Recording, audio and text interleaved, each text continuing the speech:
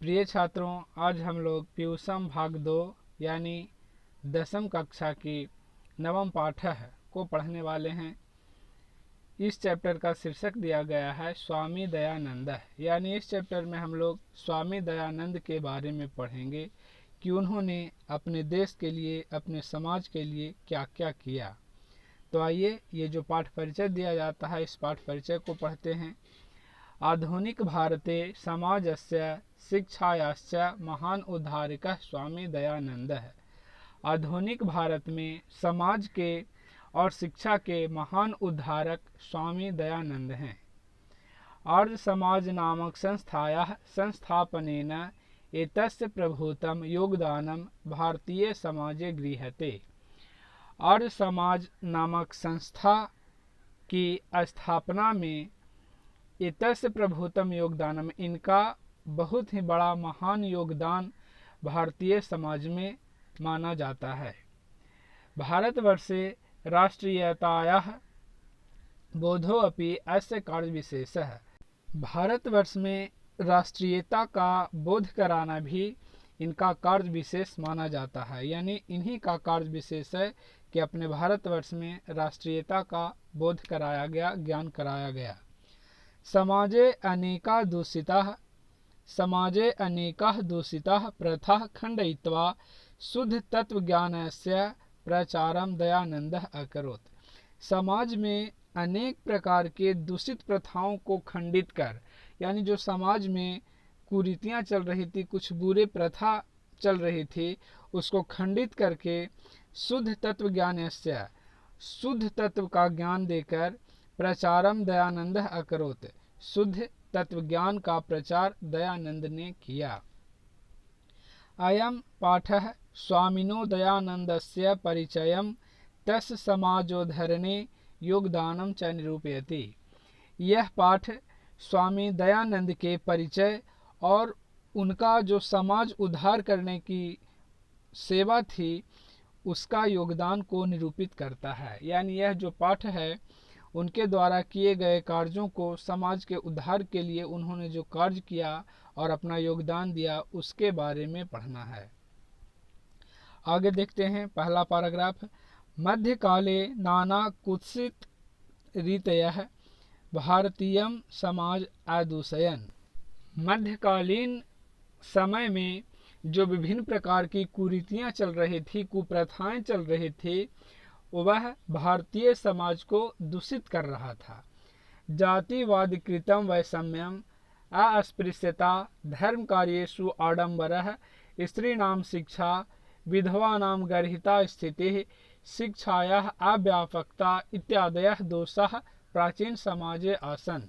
यहाँ देखेंगे जातिवाद कृतं वैषम्यम, यानी जातिवाद से किया गया विषमता, अस्पृश्यता मतलब छुआछूत की भावना, धर्म कार्येषु आडंबर है, धार्मिक कार्यों में आडंबर, स्त्री नाम शिक्षा, इसको तोड़ेंगे तो स्त्री नाम जोड़ अशिक्षा है, यानी स्त्रियों की अशिक्षा वाली स्थिति, विधवा नाम गर्हिता स्थिति और विधवाओं की निंदनीय दयनीय स्थिति, शिक्षाया अव्यापकता यानी शिक्षा की कमी इत्यादि दोषः प्राचीन समय आसन, ये सब दोष प्राचीन समय में थे।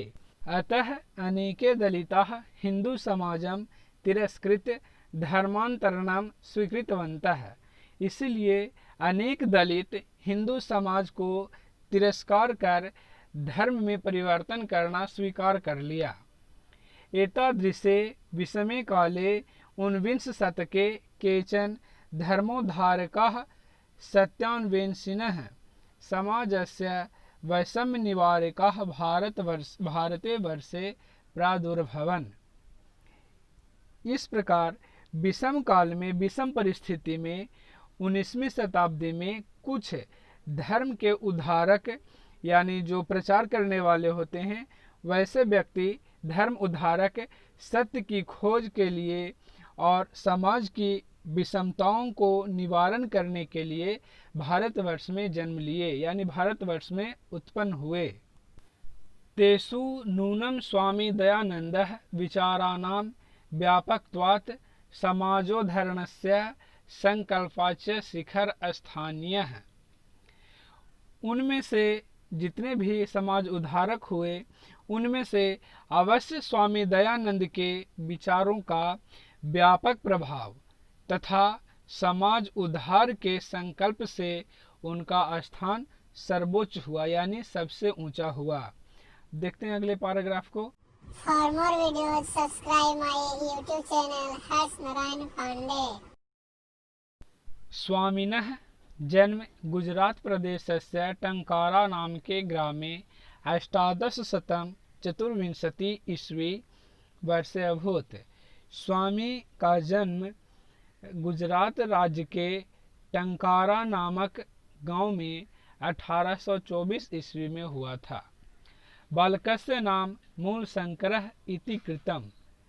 इनके बचपन का नाम, यहाँ बालकस्य मतलब बालक का नाम, यानी इनके बालक का नहीं बल्कि इनके बचपन का नाम मूल शंकर रखा गया था।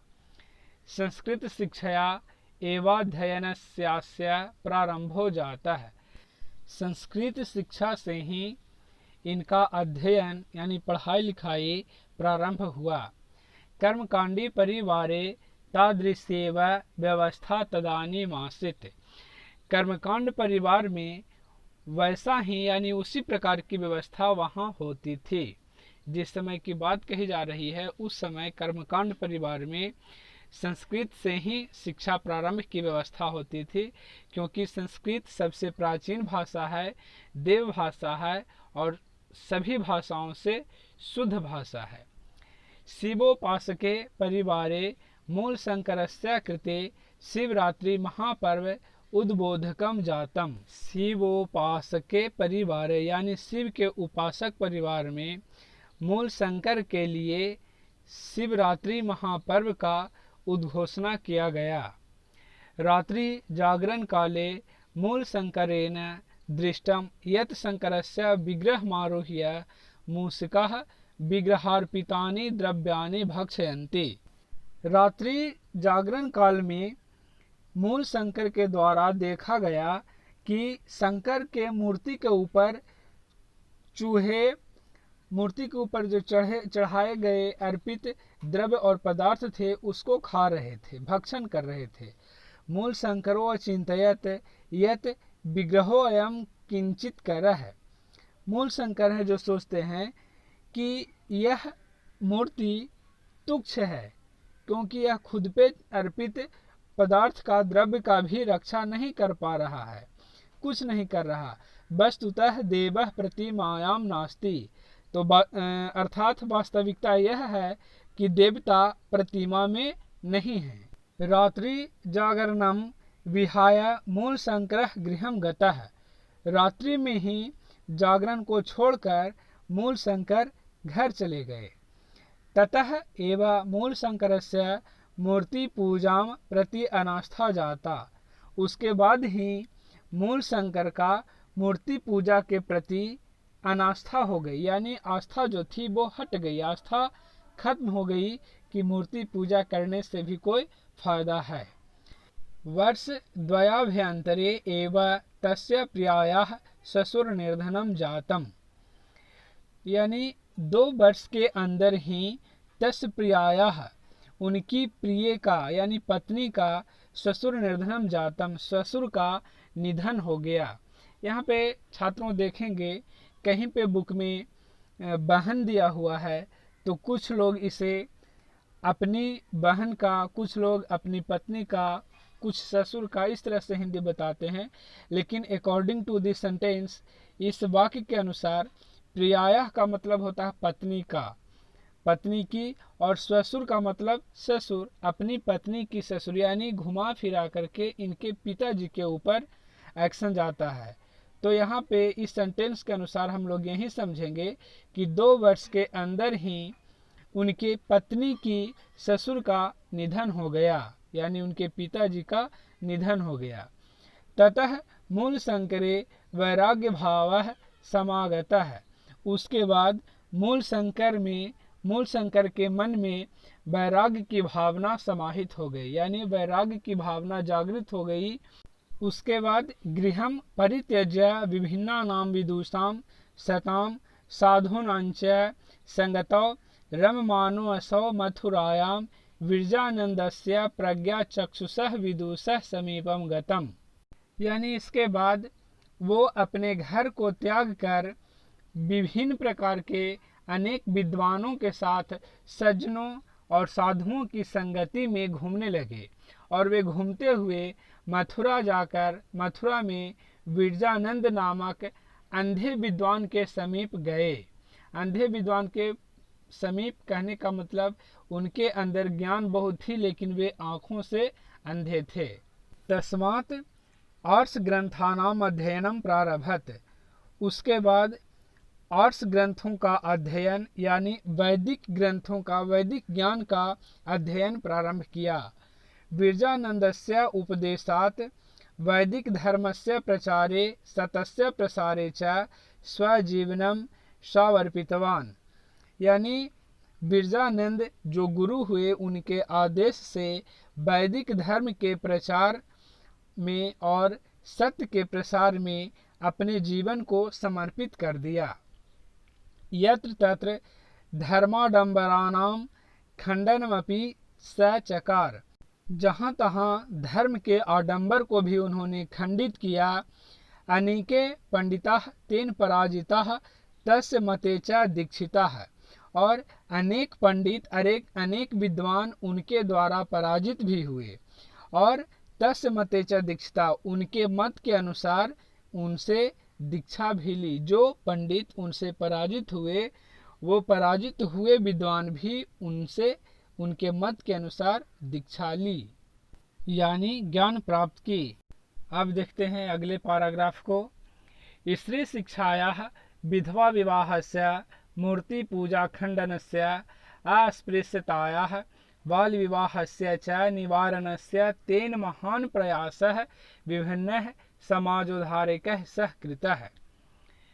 कह रहा है स्त्री शिक्षा का, विधवा विवाह का, मूर्ति पूजा का खंडन का, अस्पृश्यताया यानी छुआछूत की जो कुरीति थी उसका, बाल विवाह से और बाल विवाह के निवारण का उनके द्वारा महान प्रयास किया गया।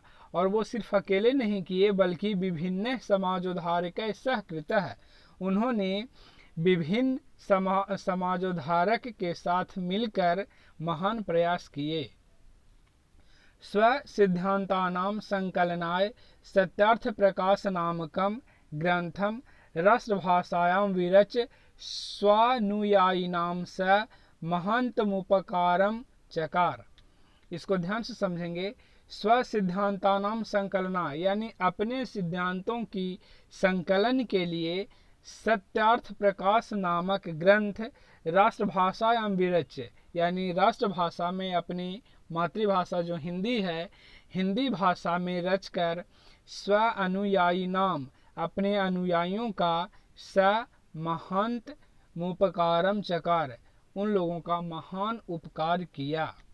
अनुयायी का मतलब होता है जो उनके शिष्य बने, जो उनके अनुयायी बने, उनके कथनों को मानने वाले बने, उनके लिए इन्होंने सत्य प्रकाश नामक ग्रंथ की रचना की जो कि हिंदी भाषा में लिखा गया और उन लोगों को प्रदान किया। किंच वेदान प्रति सर्वेषां धर्मानुयायिनां ध्यानमाकर्षयन् स्वयं वेदभाष्यानि संस्कृत हिंदी भाषयोः रचितवान।